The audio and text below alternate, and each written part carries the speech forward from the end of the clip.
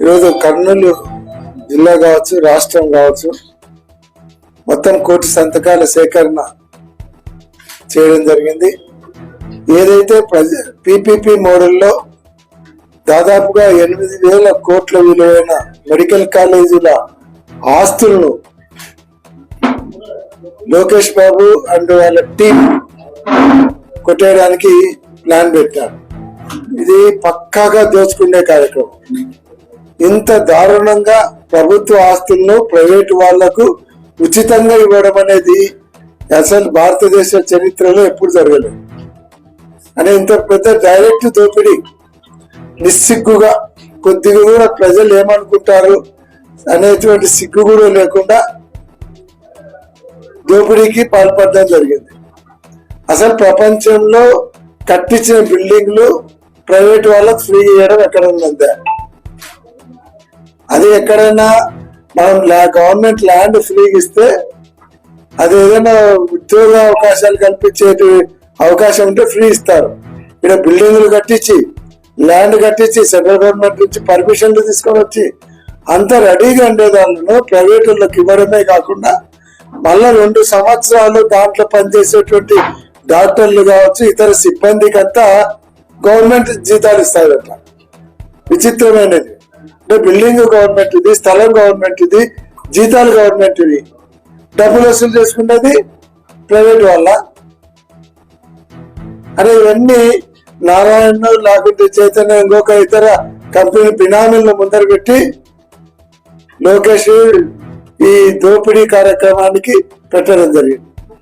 అసలు రాష్ట్రంలో ఉండేది 4 కోట్ల ఓటర్స్ ఉన్నారు.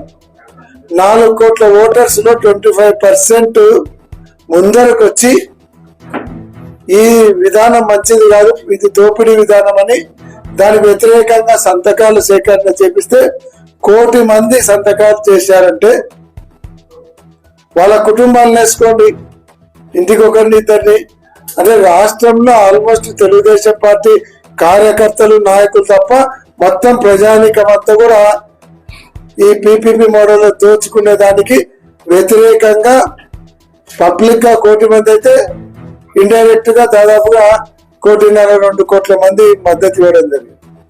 ఇప్పటికైనా సిగ్గు తెచ్చుకుని ప్రజా వ్యతిరేక కార్యక్రమాలు మానుకొని ప్రజాభిష్టానికి అనుకూలంగా ఆ పీపీపీ మోడల్ మానుకోకుంటే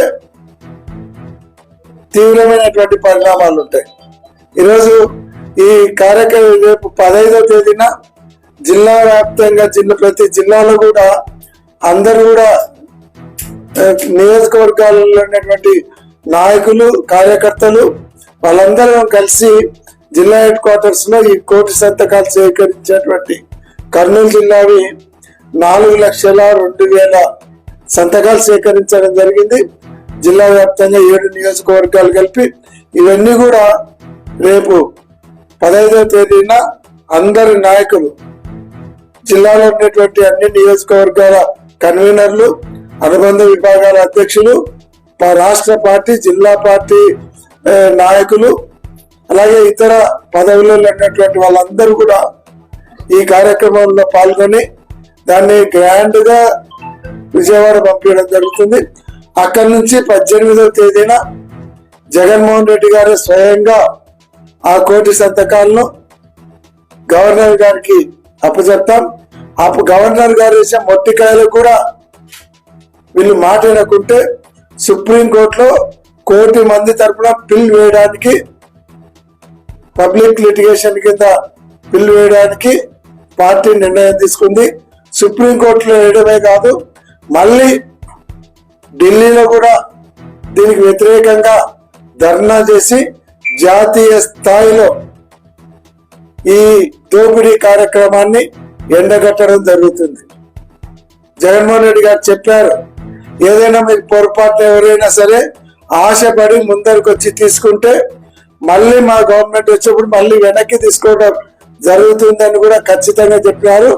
ప్రజల సొమ్ము అప్పనంగా దోచుకొని పంచుకుంటామంటే వదిలిపెట్టేటువంటి ప్రసక్తే లేదు. ఇది మీరు ఆల్రెడీ లూలు కంపెనీకి 99 పైసలకు 1,000 కోట్ల విలువ చేసేటువంటి ల్యాండ్స్ ఇవ్వడం జరిగింది. ఇతర కంపెనీలన్నిటి కూడా ఇచ్చుకుంటున్నారు. ఆ దోపిడీ కాకుండా ప్రజల ఆరోగ్యానికి, పేద ప్రజల వైద్య విద్యకు సంబంధించినటువంటి ఈ కార్యక్రమాన్ని మీరు దోపిడీగా చేస్తే ఒప్పుకునేటువంటి ప్రసక్తి లేదు. రేపొద్దున మీరు చేసే దాంతో ఎవరైనా పేదవాళ్ళు వైద్య విద్య చదవాలంటే 1.5 కోటిన్నర వాళ్లకు ఫీజులు వసూలు చేస్తారు. అలాగే వాళ్ళకు ఉన్నటువంటి టీచింగ్ హాస్పిటల్స్ లో గవర్నమెంట్ కట్టించిన 500 బెడెడ్ టీచింగ్ హాస్పిటల్లో కూడా ఓపీకి డబ్బులు వసూలు చేస్తారు, టెస్ట్లకు డబ్బులు వసూలు చేస్తారు, ఆపరేషన్లకు డబ్బులు వసూలు చేస్తారు. అదే ప్రభుత్వం తరపునైతే అన్ని కూడా ఉచితంగా ఉంటాయి. కాబట్టి ప్రజల ఆరోగ్యానికి, వైద్య విద్యకు సంబంధించినటువంటిది. కాబట్టి దీన్ని పూర్తిగా వ్యతిరేకిస్తాం, దీన్ని అడ్డుకుంటాం. ఇప్పటికే మీరు చేసినటువంటి దోపిడీ చాలా ఉంది, ప్రజలకు చేసినటువంటి మోసాలు చాలా ఉన్నాయి. రైతులకు అన్నదాత సుఖీభావ ఇస్తామని అదే కొట్టారు 20,000. తర్వాత నిరుద్యోగ వృత్తి ఇస్తామని యువకులందరికీ అది ఎగరగొట్టి వాళ్ళకు మోసం చేశారు. ప్రతి మహిళకు ఉచిత సిలిండర్లు ఇస్తామని చెప్పి దాన్ని మోసం చేశారు. నీకు 1500, నీకు 1500, నీకు 1500 అని చెప్పి మహిళలకు 1500 ఇస్తామని మహిళలను మోసం చేశారు. వికలాంగుల పెన్షన్లన్నీ తీసేసి ఇప్పుడు దాదాపుగా 18 నెలలు అయింది. కొత్త పెన్షన్లు ఒక్కటి కూడా ఇవ్వకుండా మొత్తం పెన్షన్దారులను మోసం చేస్తున్నారు. 50 సంవత్సరాలు దాకా బీసీ, ఎస్సీ, ఎస్టీ, మైనార్టీ వాళ్ళకు పెన్షన్ ఇస్తారని చెప్పి వాళ్ళను మోసం చేశారు.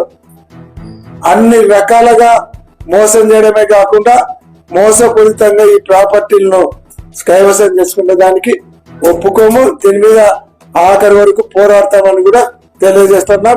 మీరు మాత్రం ఈ కార్యక్రమాన్ని విరమించుకోకుంటే రేపొద్దున ప్రజలు మీ ఎమ్మెల్యేలను, మీ మంత్రులను, మీ నాయకులు బజార్లలో దిగితే ప్రజలు వెంటపడి కొట్టే పరిస్థితి రావద్దని మేము వాళ్ళకి సలహా ఇస్తున్నాం.